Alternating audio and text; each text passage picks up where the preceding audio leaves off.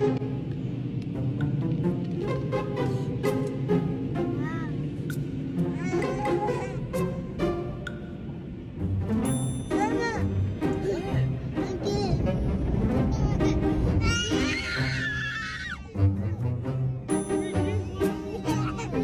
okay. Alright, yes, you guys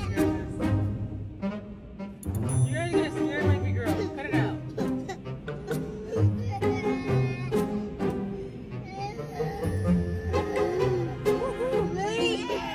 Woohoo!